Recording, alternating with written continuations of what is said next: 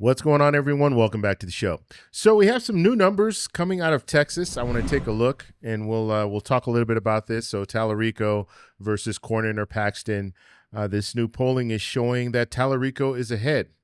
And so we've seen other polling showing us that Talarico is ahead. So this is not a real shocker, but these numbers are, it's a larger gap than we've seen previously. So that's what we're going to focus on in this video. We'll take a look at the Senate map as well, and I'll show you why Texas is a very important state if Democrats want to take back control of the Senate. So we're going to do all that in this video, but first off, you guys can do me a favor. Please like the video, and if you're watching this video and you want to see more content like this, please consider subscribing to the channel. So let's take a look here. We're getting this information from 270 to win, and we'll go down. I'll also show you the prediction market.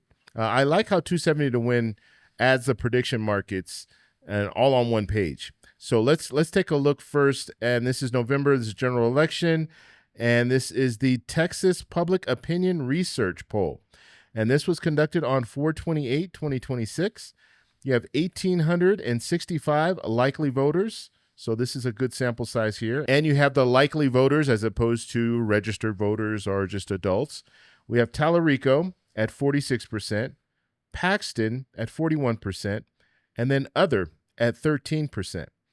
And then when we look, and we'll just move down and take a look at the same poll for Cornyn.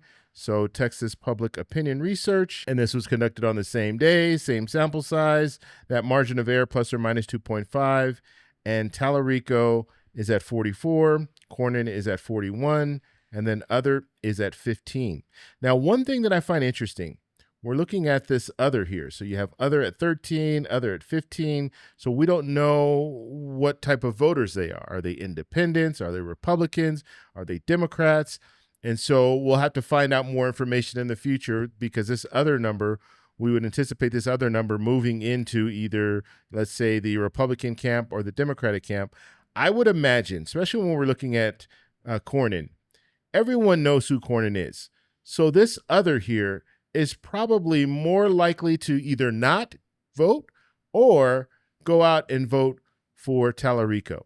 And I guess you could make the same argument that most people in Texas know who Paxton is, because this is not his first race. He's been a politician before. He's a politician right now. So this is a situation where most people know who Paxton is and most people know who Cornyn is. So this other here could just mean that they don't plan to participate, or if they participate, they're going to vote for someone other than Paxton or Cornyn.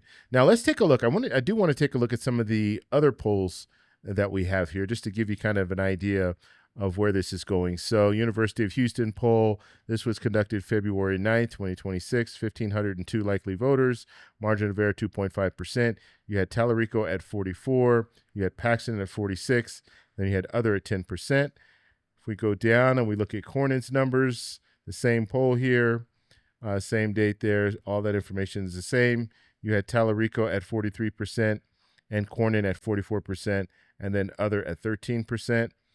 And if we take a look at the Emerson poll here, this was conducted January 15, 2026, 1,165 likely voters, margin of error plus or minus 2.8%.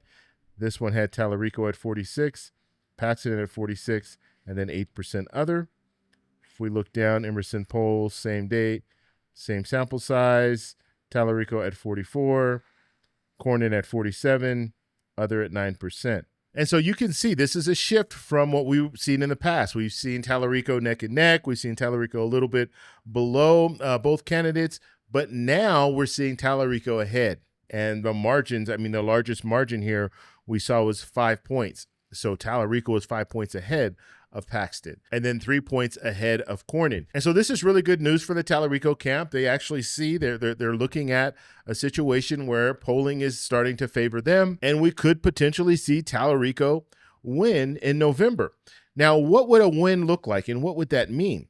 So if we take a look at our map here, when we start looking at Democrats, what Democrats need to do, their pathway is going to go through a few states. So one is North Carolina. They have a really good shot of winning in North Carolina. They have another good shot of winning in Maine, and they have a good shot of winning in Alaska. So if Democrats can win those 3 states, then they only need to win one more state in order to take back control of the Senate. And that's why when we look at Texas, when we look at Iowa, when we look at Ohio, these are very important states for Democrats. And if Democrats can win, let's say Talarico is able to pull it out in Texas, now we're looking at Democrats and independents at 51. We're looking at Republicans at 49. Democrats would take back control of the Senate. And so for Democrats, it's encouraging to see these numbers coming out of Texas showing Talarico ahead of both potential candidates that he would be running against. And so as time goes on, we're going to continue to follow and see what's going on when it comes to polling. There's one more thing that I did want to show you, and that is the Kalshi odds. So let's take a look at the prediction market. It's showing us for Senate, the Republican Party would win. Okay, it's showing us 55% to 45%. Now, when we're looking at the prediction market, you have to understand 55 to 45, that's very close. That's almost a coin flip, because what's a coin flip? 50-50. And so when we're looking at this, we're not looking at points. Okay, when we're looking at the polling, we were looking at points. We said that Talarico had a 5-point advantage over Paxton. It's not the same when we're looking at the prediction market.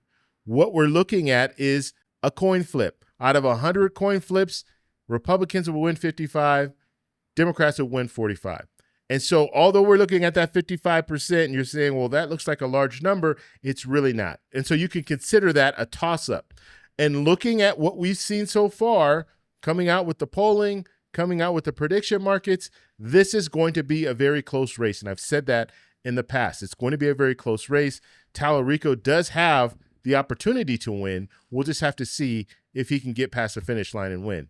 So I want to know what you guys think about this. What do you think about Texas? Do you think Texas will flip blue in November? Let me know in the comments below. If you like this video, please give me a thumbs up. Please subscribe for more. And remember, stay informed, stay engaged, and I'll talk to you in the next one. Bye. So that's all we have for this video. Make sure if you guys want to send me an email, you can do that, david@thetecshow.com. Like the video, subscribe for more, and check out these videos over here for some more great content. Talk to you later. Bye.